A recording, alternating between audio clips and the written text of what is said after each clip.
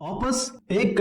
Lossy audio coding format है जिसे xiph.org foundation द्वारा बनाया गया है, विकसित किया गया है और इसे IETF यानी कि इंटरनेट इंजीनियरिंग टास्क फोर्स द्वारा स्टैंडर्डाइज या मानकीकृत भी किया गया है, जिसमें स्काइप के सिल्क कोडेक,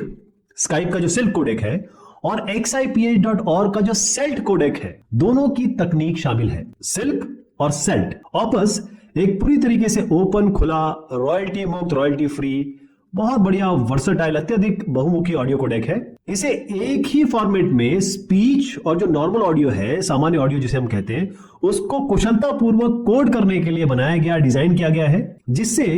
जो वास्तविक यानी कि जो रियल टाइम है उसमें जो इंटरैक्टिव कम्युनिकेशन, संचार कम्युनिकेशन होता है, उससे जो उसमें जो लेटेंसी होती है, कम विलंबता जिसे कहते हैं हम, लो लेटेंसी, तो ये लो लेटेंसी आपको देगा, क्योंकि जब आप बात करें तो लेटेंसी की बड़ी प्रॉब्लम आती है। तो स्पीच हो, सामान्य ऑडियो, दोनों का काम करेगा। ऑपस इंटरनेट पर जो इंटरैक्टिव स्पीच और संगीत प्रसारण है या म्यूजिक ब्रॉडकास्ट के लिए बेजोड़ है, लेकिन इसका उद्देश्य भंडारण और स्ट्रीमिंग सर्विसेज के लिए भी है। ऑपस कोडिंग का जो ऑडियो आमतौर पर OGG कंटेनर के अंदर पाया जाता है, जहां पर एक्सटेंशन .opus ये रखता है, या WebM कंटेनर आपने सुना होगा, उसमें इसे पाया जाता है, उसमें आप इसको देखेंगे। ऑपस नए सर्विसेज के लिए जो वॉर्बिस और स्पिक्स, ये भी दोनों आपने सुना होगा, दोनों को ही रिप्लेस करता है। ऑपस फॉर्मेट जो है वो पूरे बैंडविड्थ, संपूर्ण बैंडविड्थ CLT फॉर्मेट और स्पीच ओरिएंटेड